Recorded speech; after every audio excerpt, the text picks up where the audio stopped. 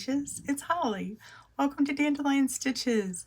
Welcome if you're new. Welcome if you're not. Just if you're a first timer or you're a new subscriber, thank you so much. If you've been around for ages and you're a subscriber, just don't forget to like, comment. A little reminder that we are doing a Q&A video in a week or so. So if you've got questions, stick them on down there. Today is Tuesday, and Tuesday is breathing day. It's always a favorite of mine.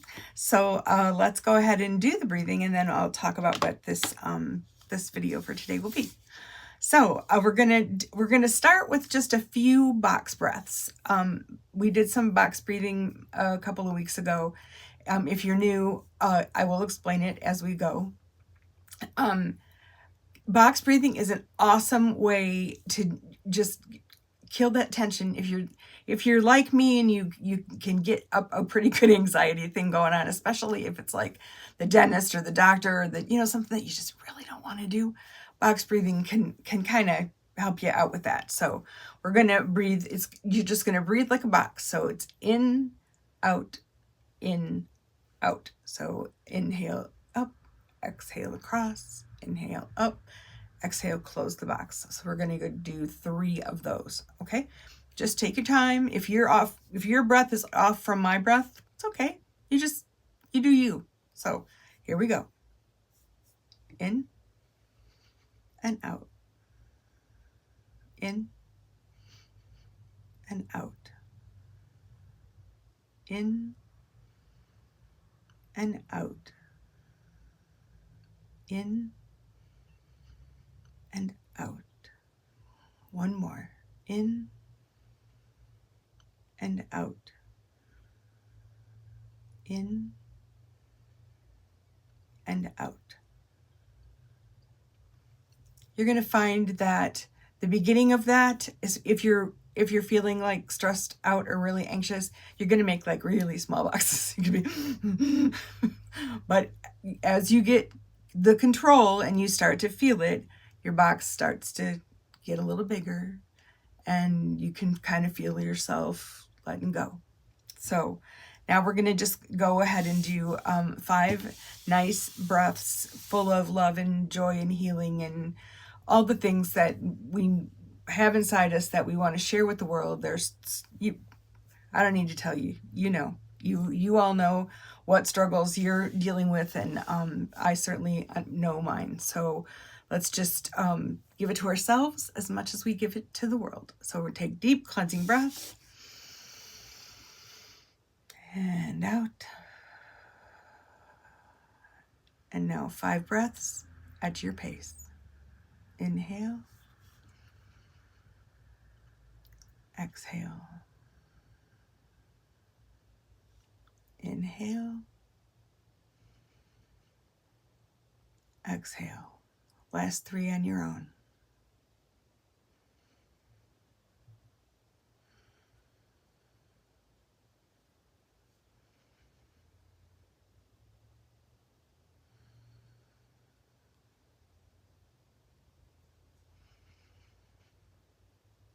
And exhale. Deep cleansing breath.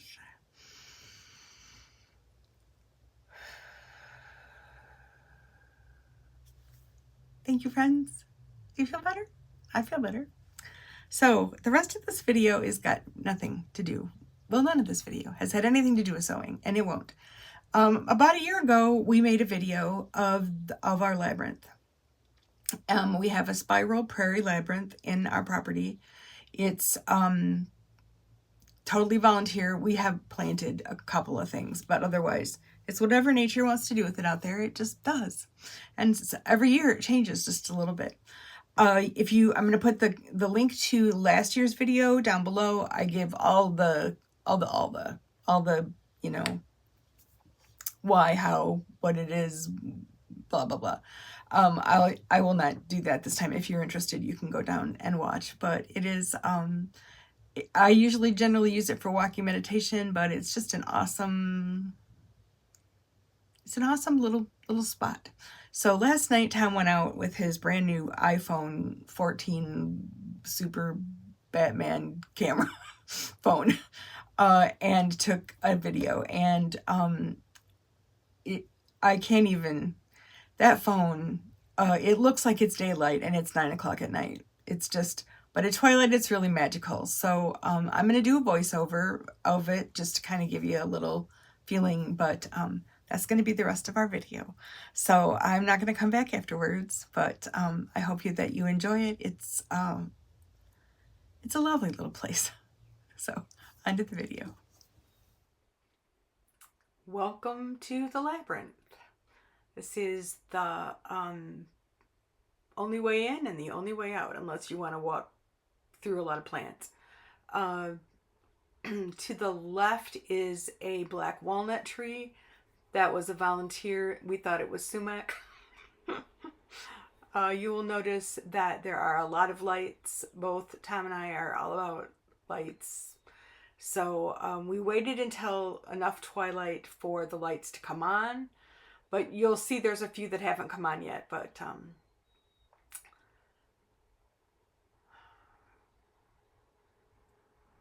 that little hanging piece with knives and I guess it's not knives, it's forks and spoons. My daughter made that for me, and I just, every time I walk under it, I feel like I'm kind of walking under her love. Everything on the right is really likes shade. The creek bed is on the other side of that, and there are a lot of trees, and so everything that thrives well in shade kind of grows over there in that spot.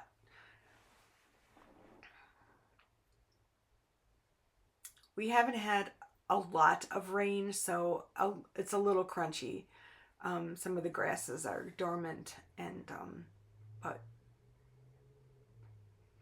we don't mind.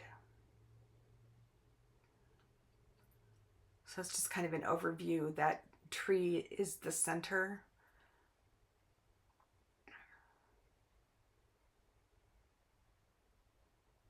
Oh, light just came on over there. Keep your eyes open for fireflies too. There's so many fireflies.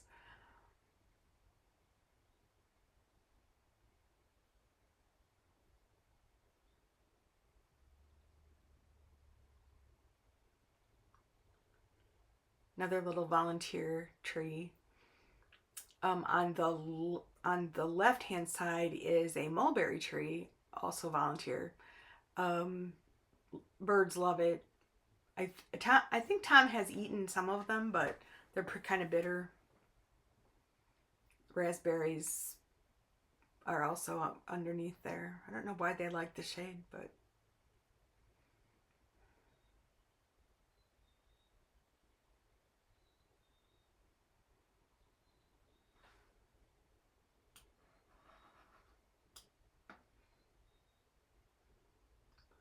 all these little trees, these little skinny trees, are all also volunteers, and they're all over along the creek bed. I don't know what kind of trees they are, but they like to grow there in that spot.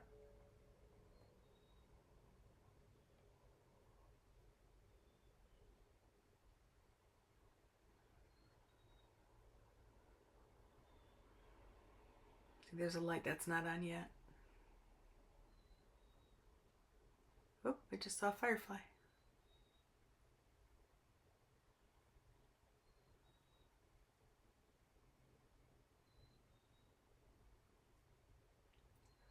There's a spot right in there on the right where that's really the grasses are all kind of bent down, and I think that something sleeps there because it's consistent. It's always that. So I think it's something's a deer, a coyote, a fox.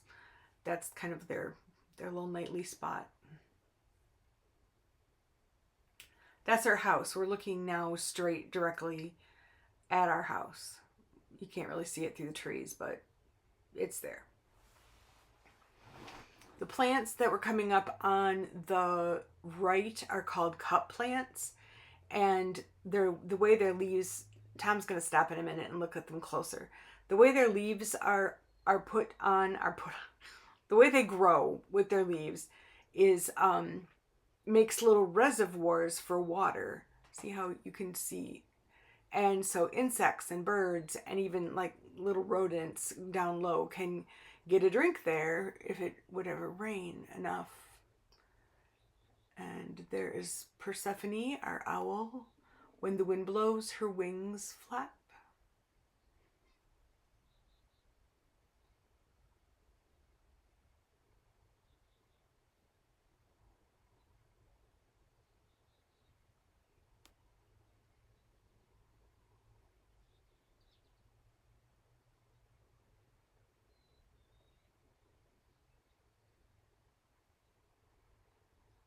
The pine tree there on the right, we did plant.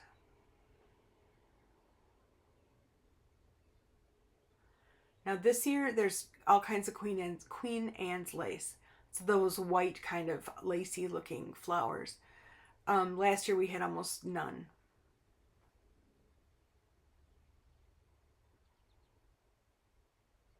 Bugs.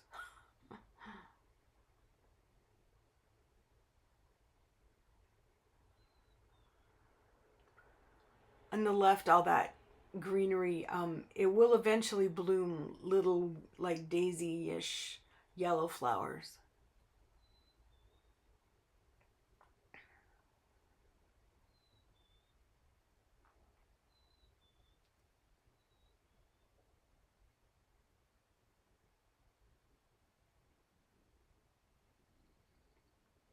If you're local, that road that's straight ahead is Alpine.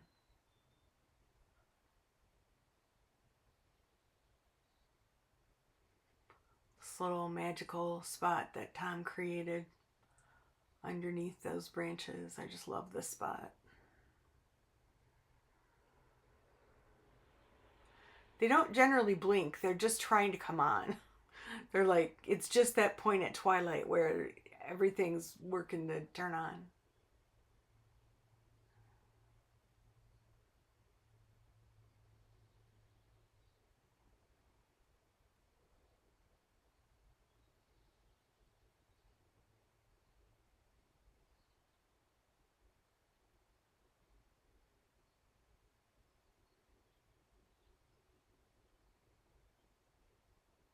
Right now, if you could see up above the labyrinth, there are bats that are flying around up there, getting their nighttime meal. There she goes. Her wings are blowing a little bit. Persephone.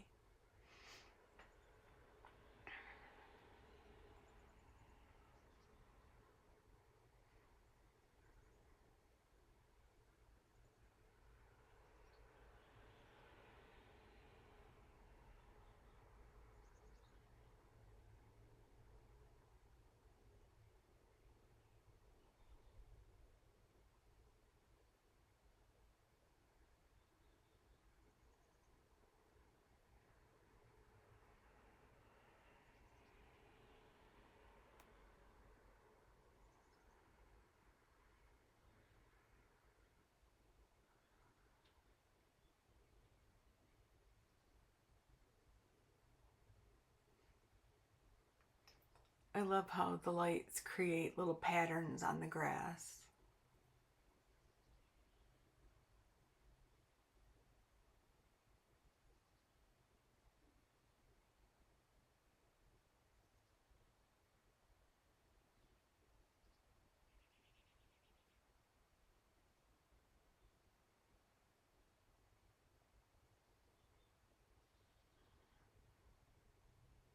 We're almost to the middle.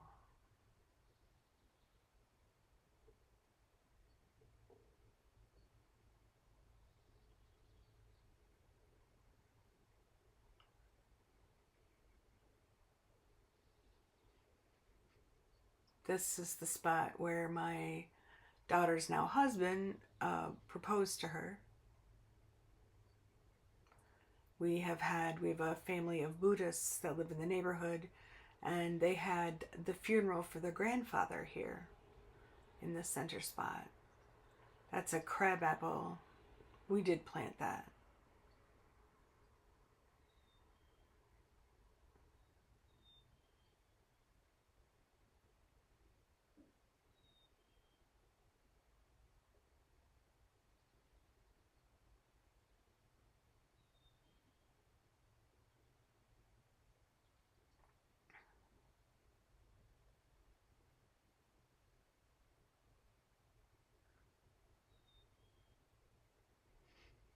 Now it's about the end.